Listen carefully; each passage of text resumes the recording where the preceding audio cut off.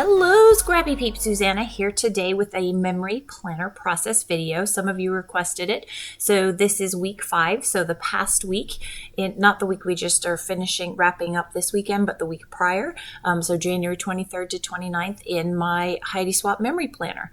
So I have pre-done some of this because that's the part that takes the longest.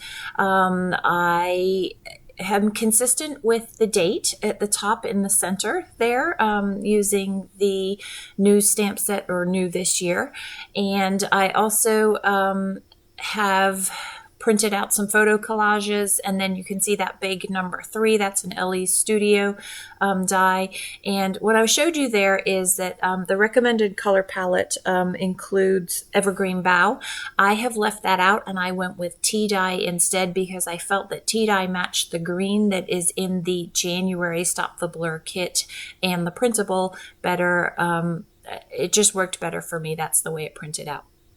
So I am using the letters from the new Stamp Society stamp set to put eat because I have a photo of dinner. It was lasagna. I have not used these before, so I am using that art eraser in order to sort of just prime my stamp there. I like to do that and find that I get a much better stamp. You can see that I have foam behind my book and that I've folded the book in half. That element there in the center between the photo and eat is from the January stamp from the Stop the Blur kit. And then I used the washi tape that comes with the kit to just create some fun spark of color there. I have pulled some goodies from Paige Evans. I think it's the Wonder Collection. Tuesday Morning had a lot of this stuff, and I keep picking it up, even though I have more and more and more of it. And so I found that the blue there matched the Uncharted Mariner of the I'll go with the kit. And that's one of my favorite colors. So I am going to use a lot of that, a fair amount of that actually, to supplement the kit for the blue, the darker blue. It's also much brighter, and I prefer to go with, I'm more of a bright color than a gingy color kind of person. So I have one of the tags. I want to say that is from the Adventurer kit. Not kit, but yeah, kit. We'll just go with kit. It came with a multicolored tag pad.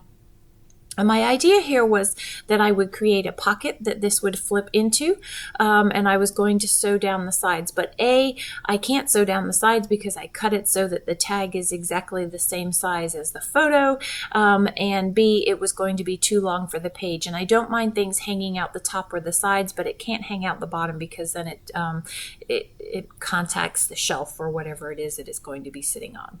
So my original intent had actually been to do a double flip up so that I would just attach the colored bit and you would have the photo flip up and then the tag flip up as well. But I forgot that that's what I was going to do, and I secured it down to the book, and so I wasn't going to pull that up. It just wasn't worth the effort. So you can see I had another photo, the swimming photo. I think I lose it at this point, that I'm going to attach to the inside for that story.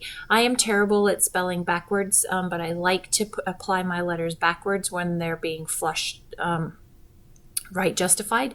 And so I wrote it down. You can see surrender, so I could follow that format there. So the story behind the surrender there is, you'll see probably, I want to say it was in early January. We started a 2,000 piece puzzle. It's of the Lello bookstore in Portugal, actually in Portugal, Porto. And it was so hard. The picture was fuzzy. It's not a sharp picture. And so it just made a difficult puzzle even more difficult, and we surrendered. So I have that photo there that I just put onto a piece of, and that's actually also from the Paige Evans, the same collection, this 6x8 paper pad. And then I have a photo of my husband and my daughter that I put onto a tag from the January kit, Stop the Blur kit. And I'm going to make a double flip there. So the the 2 by 1.5, I think 1.9 photo flips open to the left, and then this tag with the photo will flip open to the right. There you go. So a multi-fold flip, and I want to anchor that somehow, but I'm not sure how I'm going to do that at this point. So whenever I get the printables, I print them twice. I print them once on sticker paper, and then I print them once on presentation paper. And so I have two options to always choose from. So I have that photo flip there. That is actually a Simple Stories photo flip. That is not one of the new ones from Heidi Swapp. And I want to be able to anchor that somehow. I try and anchor these things when I can. So I have this large flower that is from Paige Evans, and I am going to use that as the anchor. But I will tell you off camera, actually towards the end of the video, I am actually going to take that off because it is just very glaring. I like that large 3 that's going to say 3 packages. You'll see that at the end. But the flower just is overbearing with those smaller photos, and so I find a different solution there. So this is the washi from another kit, but the color complements the colors that I'm using. And so I'm going to, I like to have horizontals in this to try and be dividers in days. I like that, especially when I do overlapping spaces for stories. So this is just the paper. This is not the sticker paper, and I'm deciding it's going to be somewhat agonizing where I'm going to put this this fastener for both of these elements. I don't actually end up using a securing element for that ColorCast design announcement. But it's okay because it doesn't flap as you fold the page because it's close to the binding there. I also do want to tell you that I am working in a 6-month book. I was impatient when January started and didn't want to wait for the 4 books that I had ordered for this year, which was going to be perfect because then I had 4 3-month books to get me through the year. So this one's going to get chunky quick, and I'm going to be able to skip pages, or I'm going to have to skip pages in order to be able to contain myself to the book, which is fine because I want to do one of those tags that flips in and out. But so far, January is consistent, and I'm debating whether I want to spread the end of January and February into 2 pages. Not sure what I'm going to do there. So there is the little fastener that's going to hold that. I kind of liked it in the center of the green tag, but I also really liked the whole of the tag there. So here I have 2 3x4 photos and a 3x4 Simple Stories flip. And I want to create a vellum overlay for that, just to have the title on there. So I am going to create it, and I'm going to show you the whole creation of that. But what I didn't think about is the way that I had kissed the edge of this up to the preceding day, so the Friday. You can't actually flip it. It pulled the photo up to the very top of the page divider, and so you couldn't actually flip it up because of the proximity to the photo up above it. You'll see what I mean when I stick it back in there. So while it would have been really cool, it wasn't going to be functional. And see, there, it's too close to that top edge there. And it doesn't slide because now the photo doesn't slide all the way down into the bottom of the protector to give you the crease to have the space to do that. So quick and easy solution, snip that off and just slide that down, and I will put the title into that little white space that I left in the collage. So I print at home. I know you all are going to ask. I print my photos at home. I use Photoshop. So I edit my photos and then I just drop them into these templates that I have created for myself.